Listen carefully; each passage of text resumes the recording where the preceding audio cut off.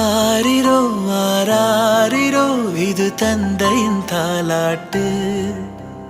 பூமியே புதிதானதே இவள் மழலையின் மொழி கேட்டு. ஓ தாயாக தந்தை மாறும் புது காவியம். ஓ இவன் வரைந்த கெருக்களில் இவளோ உயிர்.